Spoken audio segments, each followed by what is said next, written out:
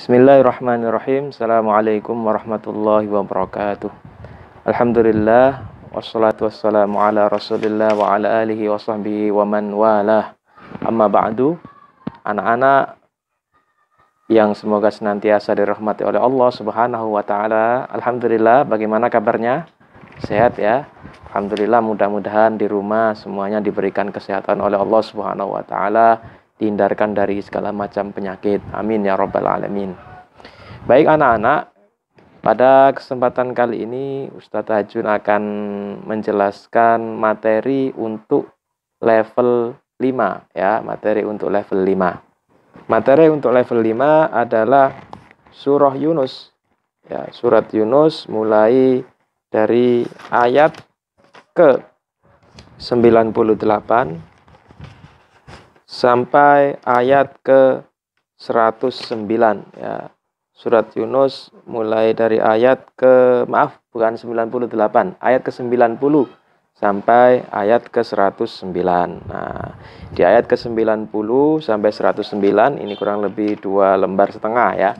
Ini materi, di sini ada beberapa pembahasan ya, banyak pembahasan, tapi hanya akan Ustadz pilih 2 tema ya yang kita bahas pada hari ini. Yang pertama adalah tentang kisah bagaimana tenggelamnya Raja Fir'aun. Lalu yang kedua adalah kisah taubatnya kaum Nabi Yunus alaihis salam. Nah, anak-anak suka cerita ya. Maka silakan yang di rumah Al-Qur'annya bisa dibawa, bisa dipegang. Nanti kalau Ustadz baca, anak-anak simak dan didengarkan ya, sambil nanti Ustadz menjelaskan. Baik, akan Ustadz bacakan yang pertama ayat mengenai tenggelamnya Raja Fir'aun. A'udzu billahi minasy syaithanir rajim. Bismillahirrahmanirrahim. Wajawazna bi bani Israil al-bahra fa'atba'ahum fir'aun wa junuduhu baghyan wa 'adwa hatta idza adrakahu al-gharq qala amantu annahu la ilaha illa alladhi amanat bih qala amantu annahu la ilaha illa alladhi amanat bihi banu Israil wa ana minal muslimin al-ana wa qad asayta qablu wa kunta minal mufsidin فَالْيَوْمَ نُنَجِّيكَ بِبَدَنِكَ لِتَكُونَ لِمَنْ خَلْفَكَ آيَةً وَإِنَّ كَثِيرًا مِنَ النَّاسِ عَنْ آيَاتِنَا لَغَافِلُونَ. Shadaqallahul azim. Nah, anak-anak, ayat yang baru saja Ustadz bacakan tadi berbicara mengenai bagaimana peristiwa tenggelamnya Fir'aun ya. Jadi kisahnya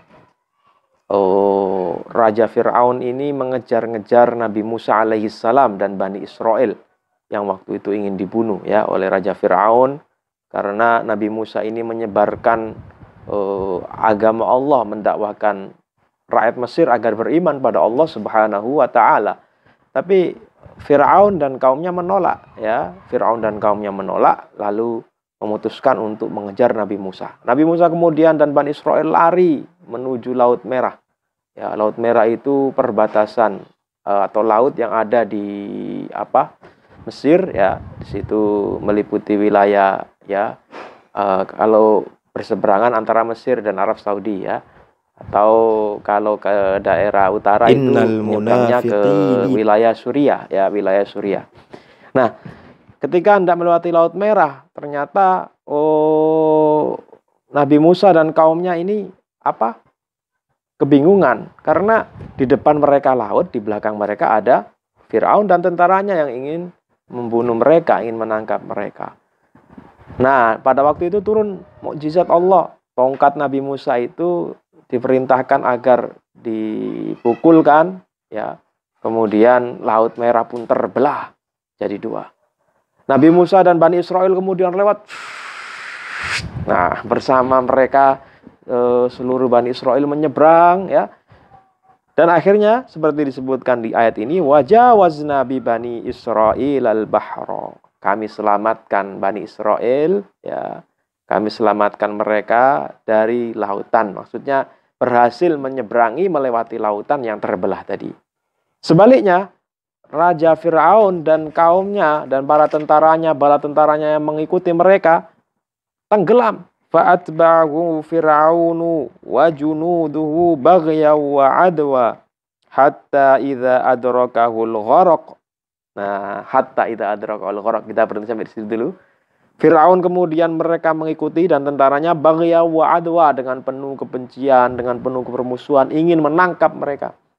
Hatta idza adrakahul gharaq. Tapi ternyata mereka tidak sampai ke tepi laut. Mereka justru ditenggelamkan oleh Allah. Ya, lautan yang awalnya terbelah jadi dua itu kemudian disatukan kembali oleh Allah, dan Fir'aun bersama para tentaranya pun tenggelam. Nah, yang menarik ketika di tengah-tengah tenggelam, Fir'aun ini mengatakan, ya, qala amantu annahu la ilaha illalladzi amanat bihi banu Israila wa ana minal muslimin. Tolong gitu ya, kalau dibayangkan, tolong. Aku mengaku bahwasanya aku beriman kepada Tuhan yang diimani oleh Bani Israel, ya, dan aku termasuk orang-orang yang muslim. Jadi Fir'aun ini baru sadar ketika sudah hampir mati, ketika sudah hampir meninggal. Ya, baru sadar, baru mengakui bahwasanya agama yang dibawa Nabi Musa itu agama yang benar. Dia mengaku beriman kepada Allah Subhanahu wa ta'ala. Maka disebutkan di ayat berikutnya, al-ana, kenapa kamu baru sekarang? Ya, wa qad asaita qablu wa kunta minal mufsidin, padahal sebelumnya Allah sudah memberikan kamu kesempatan, ya, dengan mendatangkan Nabi Musa dan Harun berdakwah, ya. Lalu ketika Allah menunjukkan mukjizatnya berupa ular, ya, tongkat yang berubah menjadi ular, tukang-tukang sihir yang kamu kirim juga semuanya kalah dengan tongkat Nabi Musa. Kenapa kamu kok baru beriman sekarang, wahai Fir'aun? Ya, padahal kesempatan yang diberikan Allah sangat panjang, ya. Nah, maka taubatnya Fir'aun ini tidak diterima oleh Allah Subhanahu wa ta'ala karena sudah diambang kematian, dia baru mengaku beriman, ya. Dan kerusakan yang ditimbulkan Fir'aun itu sangat luar biasa. Nah, lalu di ayat berikutnya Allah menunjukkan salah satu tanda kekuasaan Allah Subhanahu wa ta'ala, fal yauma nunajjika bi badanika litakuna liman khalfaka ayah. Hari ini, ya, pada hari itu kami selamatkan badanmu litakuna liman khalfaka ayah, agar bisa jadi tanda-tanda peringatan bagi orang-orang sesudah kamu, ya. Wa inna katsiran minan nasi an ayatina laghafilun, karena kebanyakan orang itu lalai dari ayat-ayat kami. Maksudnya, adik-adik sekalian, jasad Fir'aun diselamatkan Allah. Ya, ada yang mengatakan, Imam Ibnu Abbas mengatakan supaya Bani Israel itu tahu kalau Fir'aun itu sudah meninggal, ya. Tapi yang lebih luas lagi bisa kita pahami, memang ini fakta yang terjadi. Fakta itu apa? Ya, kejadian sebenarnya, ya. Jasad Fir'aun itu masih utuh, masih ada, ya. Kalau adik-adik pengen tahu jasad Fir'aun itu, bisa pergi ke Mesir. Nah, kita berdoa mudah-mudahan adik-adik yang di rumah punya kesempatan, ya, nanti bisa berkeliling dunia, bisa mengunjungi negeri-negeri para nabi, termasuk negeri Mesir, ya. Di situ ada museum jasad Fir'aun itu diawetkan di situ, bisa dilihat. Kalau dilihat, Fir'aun itu ternyata tubuhnya kecil, ya. Kecil tubuhnya. Tapi karena dia punya kekuasaan yang besar, maka orang-orang takut kepada dia, ya. Padahal tubuhnya kecil. Nah, dijadikan sebagai tanda bahwa dulu ada orang yang sangat menentang Allah, bahkan mengaku bahwa dirinya itu adalah Tuhan, ya. Mengaku bahwa dirinya itu adalah Tuhan, ya. Kemudian dia menolak dakwah Nabi Musa, lalu dia membunuh bayi laki-laki dan lain sebagainya, kejahatan-kejahatan yang luar biasa yang dia lakukan, ya. Meskipun dia kerajaannya sangat megah sekali, tapi kalau Allah berkehendak, maka dengan mudah dihancurkan oleh Allah Subhanahu wa ta'ala. Nah, maka adik-adik sekalian, ini adalah kisah tentang Raja Fir'aun yang sombong, yang akhirnya ditenggelamkan oleh Allah Subhanahu wa Ta'ala. Baik, kita lanjutkan ke kisah berikutnya. Di ayat ke-98 Allah berfirman, A'udzu billahi minasy syaithanir rajim. Falau kanat qaryatun amanat fanafa'aha imanuha illa qauma Yunus lamma amanu كشفنا عنهم عذاب الخزي في الحياة الدنيا ومتعناهم إلى حين. Sadaqallahul azim. Adik-adik, di ayat itu Allah Subhanahu wa Ta'ala, di ayat yang baru saja Ustadz bacakan, Allah Subhanahu wa Ta'ala menceritakan tentang bagaimana kaum Yunus, ya, bagaimana kaumnya Yunus. Mengapa di sini disebutkan seperti itu, ya?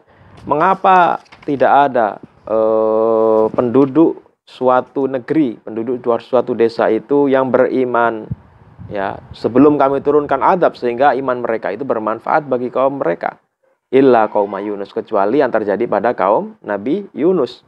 Ketika mereka beriman, ya, kami hilangkan dari mereka azab yang merugikan itu di dunia, dan kami berikan nikmat yang besar. Ada yang pernah mendengar kisah Nabi Yunus, adik-adik? Jadi Nabi Yunus itu salah seorang nabi yang diutus di negeri yang namanya Naniwa, ya. Kalau sekarang mungkin masuk wilayah Irak, ya, di Naniwa. Nabi Yunus ini menyeru kepada kaumnya, tapi kaumnya ini membangkang, ya. Kaumnya membangkang kepada Nabi Yunus alaihissalam, tidak mau menerima dakwah Nabi Yunus. Kemudian Nabi Yunus, ya, karena sudah berupaya dakwah semaksimal mungkin, ditolak oleh kaumnya sampai mengancam, kalau kamu tidak mau beriman, maka pada hari ini, ya, hari ini maksudnya pada hari sekian, jam sekian, ya, akan Allah turunkan azab, kalian akan mendapatkan azab. Mereka diancam dengan turunnya azab dari Allah Subhanahu wa Ta'ala. Nah, kita tahu, ya, kisah Nabi Yunus. Akhirnya Nabi Yunus meninggalkan kaumnya, lalu naik kapal, dimakan ikan paus dan lain sebagainya. Tapi kita tidak cerita ke itunya, ya. Kita cerita ke kaumnya.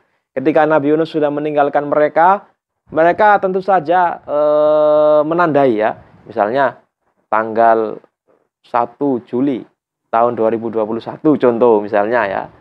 Tahun sekian, tanggal sekian, tahun sekian, ya, bulan sekian, jam sekian akan turun azab.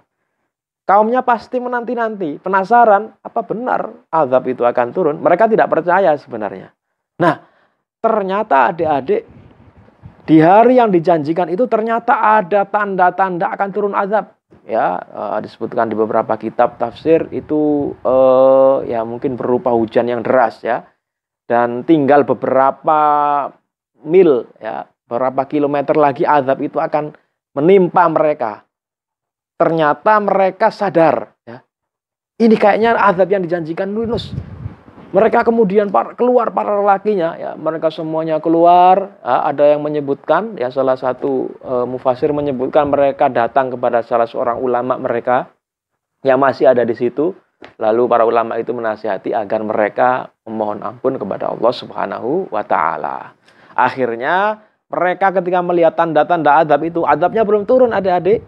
Mereka berdoa pada Allah, ya Allah, ampuni kami, ya, kami bertobat, ya, kami menyesal telah mendustakanmu, kami menyesal telah menolak dakwah nabimu sehingga dia akhirnya pergi meninggalkan kami. Nah, ketika itulah Allah Subhanahu wa Ta'ala kemudian tidak jadi menurunkan azab kepada mereka karena mereka sudah menyesal sebelum turunnya azab. Nah, maka disebutkan di situ, kasyafna anhum adzabal khizyi fil hayatid dunya, kami hilangkan azab itu dan kami berikan mereka kenikmatan yang besar. Nah, adik-adik, banyak pelajaran yang bisa kita ambil, ya, dari dua kisah tadi, kisah Fir'aun dan kisah Nabi Yunus. Bahwasannya pertama, jangan sampai kita miliki sifat Raja Fir'aun, sombong, ya. Sombong itu merasa dirinya orang yang bagus, ya, merasa dirinya lebih baik dari orang lain sehingga meremehkan orang lain, ya. Misalnya ini kalau adik-adik hafalan, ya, hafalannya capaiannya lebih banyak dari orang lain. Misalnya ada yang hafalannya sudah sampai surat Al-Anfal, tapi temannya itu yang seusia itu baru sampai surat Al-Baqarah. Lalu dia meremehkan, ah kamu hafalannya lambat sekali, contohlah aku ini, sudah sampai Al-Anfal, kamu baru Al-Baqarah. Nah, itu tidak boleh adik-adik ya, tidak boleh seperti itu, jangan sampai sombong seperti itu ya. Itu satu contoh yang lain banyak. Intinya jangan sampai kita meniru Raja Fir'aun. Lalu yang kedua, Allah Subhanahu wa taala Maha Pengasih, Maha Penyayang ya. Kalau kita punya salah, punya dosa, segera bertobat, segera minta maaf. Kalau dosanya pada kedua orang tua, dosanya pada orang lain, ya mohon maaf kepada dia. Nah, demikian apa yang dapat Ustadz sampaikan pada kesempatan kali ini. Kurang lebihnya mohon maaf. Billahi taufiq wal hidayah. Assalamualaikum warahmatullahi wabarakatuh.